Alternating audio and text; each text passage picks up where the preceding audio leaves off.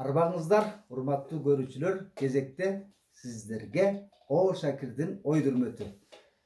Биз бүгүн караңгы элдин калдайган интеллигенциясы жөнүндө кеп кылалы. Чыгармачыл интеллигенция бүгүнкү күндө өтө мажүрө, өтө майда көрпендеге айланды, өтө кошоматчыларга айланды да. Дегеле болуп келген буга чейин делечи. Уядан эмнени көрсөң учканда ошону аласың дегендей Совет коомунун продукциясы булар. Совет коому кошоматчылар коомун ошо интеллигенция катары жасалма калыптап келген да. Булар идеологиянын рухий аскерлери болгон. Чыгармачыл уюмдар ошон үчүн түзүлгөн. Бүгүнкү күндө эгемен Кыргызстанга ошол интеллигенциянын терс жактары абдан жугуштуу оорудай жайылып кетти. Жаш муун болсун, орто муундагылар болсун, ошол кошоматчылар коому эгемендик жылдарынан бери Акаевка кызмат кылган чыгармачыл интеллигенцияны билесиздер. Өтө элге төбөсү көрүнгөн кадырлуу аксакалдар дагы ошол эл баатырлыгын алган, эл жазуучусу, эл артисти дегендин баары Акаевди колдоп буттап эки жүздүү саясат менен сиздин саясат туура деп үгүттөп келишти. Бүгүнкү күндө дагы ошол советтик пропагандисттер дегеним именно ошол чыгармачыл адамдар пропагандисттер деп акцент кылаар элем. Себеби алар эч качан жеке адамдын эркиндигин, мамлекеттин, улуттун эркиндигин ооз ачкан эмес. Алар дудук болуп келген, сокур болуп келген, көр болуп келген. Эгемендиктин тушунда дагы Акаев, Бакиев, Атамбаев, Сооронбай, бүгүнкү Садыр Дакансалардын тушунда дагы ошол эле кошоматчылар коому бийликтен сөөгү аңдыган иттей болуп, бийликтен жугунду жалап көнгөн итке окшоп, кошоматчылыктан арыла албай келет. Кайсы бийлик келбесин шыйпаңдап турушат. Себеби мамлекеттин инструменти бул мамлекеттик сыйлык наамдар. Аларды алгандын баары мына кана бүгүнкү күндө кыргыз коомун китепкөй же театр сүйүүчүлөр дегенге болобу? Кыргыз коому бүгүнкү күндө тойканаларга толуп барат, мечиттерге тимеле шыкалып калган да. Мечит бул албетте Кудайдын ыйык жайы. Бирок ошол жеңге дагы тотугуштардай болуп, жанагы диний фанаттар толтура. Динди мындай чын жүрөгү менен тааныган, диндин философиясын жеткирген аалымдарыбыз аз үчүн тотугуштар деп айтар элем. Чыгармачыл интеллигенция деле так ошол тотугуштардан эч айырмасы жок. Адам эркиндиги жөнүндө бир кыргыз интеллигенциясынын кайсы өкүлү бар? Диссидент болуп камалган же саясий сүргүнгө кабылган. Баары эле ошол бийликтин айткан дегенине баш ийип, бийликтин ишаратын илгиртпей илип кошоматчылык кылып келишкен. Ошон үчүн алар мамлекеттик сыйлык наамынан үмүт этип, эл баатырлыгын алгандар деле жеткен суу жүрөк, коен жүрөк болуп калышкан. Совет доорунда гонорар деген балекети бар эле. Ошол гонорардын баары деградация кылып бүткөндө чыныгы чыгармачылык деген эмне экенин түшүнгөн эмес. Ал коом деген ошол чыгармачыл интеллигенциянын баары пропагандист болуп, социологиялык, коммунисттик идеологиянын рамкасына гана сыя турган үгүт чыгармаларын жазып келген үчүн биз ошолордон үлгү алып калганбыз. Булактын көзүн бүтөп койгондой кылып, ошол советтик коом чыгармачылыктын мындай жолун бөгөп койгон. Биз кээсе бүгүнкү күнгө чейин чыгармачыл адамдар эңсеп атпай, бийликтен жардам болуш керек, элден колдоо болуш керек депчи. Дүйнөдөгү улуу таланттар эч бир мамлекеттин же бирөөнүн колдоосун күтпөй эле жаратып келген. Биз ушул нерсени чыгармачылык табиятты түшүнүшүбүз керек да. Чыгармачылык эркиндик деген эмне? Сен көз карандысыз болушуң керек. Сен жараткан чыгармаң кызылдай акча алып келгендей болсо, ошол чыгармачыл дараметиң жетсе, эч кимге колкоо кылбай чыгармачылыгыңды. Чыгармачыл адам экениңди бир ыйык санап кереги жок. Чыгармачылык адам деген бул башка пенделердей эле жан.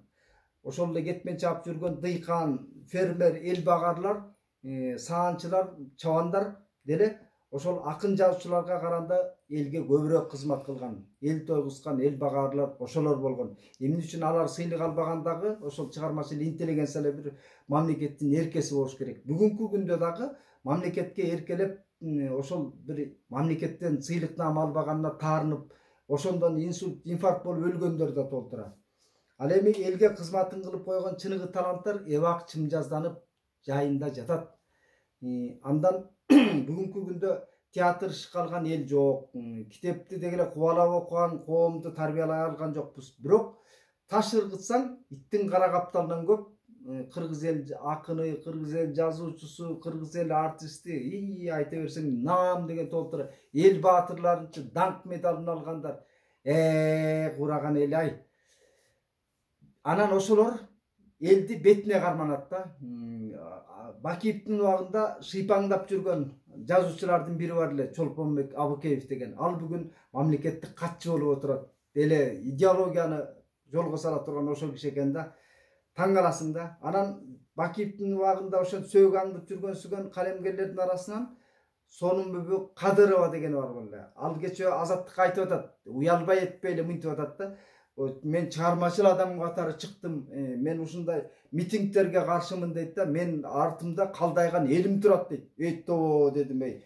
Жанагы бизде саясатчылардан үйрөнгөн адат да булчу. Жогорку кеңештин трибунасында туруп алып, элдин атынан сүйлөгөндөр толтурат адам айтып. Менин артымда эл турат. Мындай тигиндей дегенчи. Атаңардын башына эл турган жок. Элдин атынан сүйлөгөндү токтоткула. Эл деген бул силер жетелеп жүргөн же алдыңарга айдап жүргөн мал эмес. Элдин да өзүнүн пикири бар. Элдин арасында тирик карактарды ошо митингге чыгат деген коркунуч менен камап, авторитардык, тоталитардык бийлик орнотууга ошол чыгармачыл адамдар кош колдоп кызмат кылып атасыңар. Түштүк Кореяны, биздин коңшулардан Өзбекстан, Тажикстан, Түркменистан, Казакстандын тагдырын көрүп аткан жокпузбу? Путинди көрүп аткан жокпузбу? Же болбосо Белоруссияны? Алар деле чыйраган, аларда да намыс бар, алар деле эркиндикти каалайт. Бирок алар жол берип койгон ошол тоталитардык, авторитардык бийликтин орношуна. Ага колун билегин түрүнүп кызмат кылып аткан кыргыз интеллигенциясы дагы бүгүнкү Садыр Жапаровдун бийлигине каршы чыккандарга мындай айтканда мындай жышылтоо кылып атат да, өлкөгө тынчтык керек, митингтердин кереги жок депчи. Митинг кимин үчүн керек? Бизге ат тезегин кургатпай турган митингтер керек. Митингтер байма-бай өтүп, эл бийликти көзөмөлгө алып, бийликке талап кое билгенде гана биз Садыр Жапаровдун катачылыктарына жол бербейбиз. Биз качан реакция жасап, бийликтин ар бир аракетине, туура эмес кадамдарына реакция кылып митинг уюштуруп турганда гана Садыр Жапаровдун саясатын оң жолго сала алабыз. Анын колунда бүгүн тарыхый мүмкүнчүлүк турат. Ошол тарыхый мүмкүнчүлүктү жалаң эле кошоматчылар коому мындай түзүп берип аткан жок. Тескерисинче алар адаштырган, бийликке кошомат кылып, далга таптап отуруп, буга чейинки президенттерди теңирден тескери жолго салгандай, бүгүнкү чыгармачыл интеллигенция, кошоматчылар бул интеллектуалдуу кылмышкерлер, интеллектуалдуу мутанттар. Ошол илимий чөйрөдө былгып жатат коррупциялык элементтер. Ошол эле чыгармачыл интеллигенциянын ичинде жанагы бийликтен наам аңдыгандын баары, үмүт эткендин баары ошо кошоматчы болуп бүткөн. Ошол бийликтин колундагы инструменттен кутулушубуз керек. Мамлекеттик сыйыргалдар ошол бийликке жаккан гана адамдарга берилет. Ал эми чыныгы таланттар ал чыгармачылыгын колкоо кылбайт, өзүн ыйык санатпайт. Ал деле жөн эле карапайым калктын арасындагы эле бир пенде. Болгону Кудай Таала бирөөнө башка жөндөмдү берет экен, бирөөнө башка дараметти берет экен. Ошонусун эле ким реализовать мындай элге таратып жайылта алса, ошол жаратман. Биз жаратмандык касиетибизди көргөзүшүбүз керек. Биз эч кимди ээрчибей, орусту ээрчибей, батышты ээрчибей, Американы ээрчибей, Кытайды ээрчибей, коомдун алдыңкы көз карашын ташынган катмарды ээрчишибиз керек. Бүгүн алар ким болуп атат? Чыгармачыл адамдарбы? Жок. Чыгармачыл интеллигенция элди мындай айтканда бир кургуйга жетелеп баратат да. Ал эми жарандык коом, бейөкмөт уюмдар эң алдыңкы көз караштарды жайылтып атат. Кыргыз коому ошолорду ээрчиш керек. Ошондо гана биз Кыргызстандын өз моделин, өз демократиясын калыптайбыз. Борбор Азиядагы бирден бир калк болобуз. Бизди ээрчийт эл. Башка коңшуларга биз үлгү болушубуз керек. Кандай жагынан алдыда болушубуз керек. Алдыда болгонубуз ушул. Дайыма бийликке реакция кылган үчүн 3 жолку зулум бийликти ордуна алмаштыра алдык башкаларга. Бирок тилекке каршы эрдиги бар, эси жок эл шайлоо сайын адашып келатат.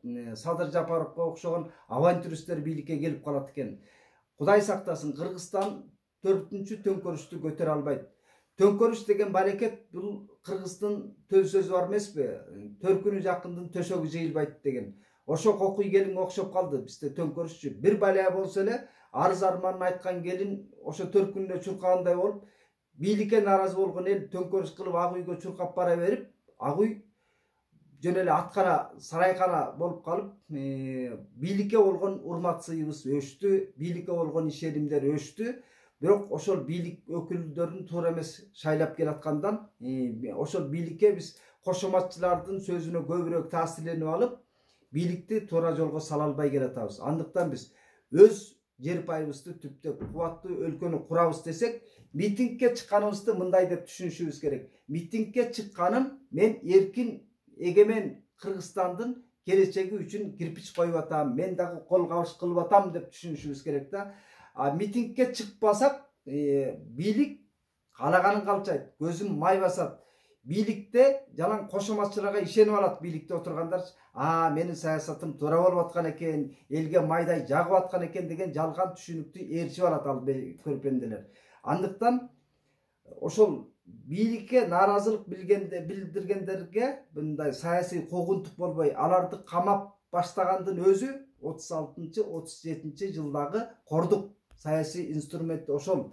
Биз ошол нааразылык билдирген топторду жек көрбөй, тескерисинче ошол жарандык коомдун активдүүлүгүн кош колдошубуз керек. Ошондо гана бийлик сергек болот, эл сергек болот. Эл ачык коом түзмөйүн бийлик жанагы мүшөккө салынган мышыктай кылып элди каалаган жагына караңгыга алып барып таштап коюшу мүмкүн да. Бийлик тобундагылар ошо уурлукка барбасын үчүн коррупциялык схемалардын каалагандай бир калчап мамлекеттик казынанын каалгасын тарс эттирип тээп каалагандай ууру кыла бергенге жол бербесин үчүн биз чыйрак коом курушубуз керек, ачык коом калыпташыбыз керек. Кыргыз интеллигенциясын, чыгармачыл адамдарды эч качан улут абийири санабайлы. Элге жамынган ошондой чыгармачыл чөйрөдөгү шулуундарды деле тетиги ак үйдө отурган уурлардан эч айырмасы жок. Жанагы Макайло деген депутаттардан эч айырмасы жок. Чыгармачыл интеллигенциянын көкүрөгү таза деген да түшүнөбүз да. Көкүрөгү таза адамдар мындай болбойт. Көкүрөгү таза адамдар мамлекеттин келечеги үчүн активдүү болуш керек. Жарандык позициясын дайыма ачык билдирип, ошондо гана бир чыгармачылык интеллигенция абийир табабыз. Чыгармачыл адамдар көп мындай чайкоочулук кылбасак, элди бетке же кармап. Бул видеону жактырып калсаңыздар, оюбузга тилектештигиңиздерди билдиргиңиз келсе, башкалар менен бөлүшүңүз, бармак басып коюңуз жана Рухеш каналына катталып коюңуз. Мен сөзүмдүн соңунда өзүмдү тааныштырсам, О Шакир, силерди жараткыр.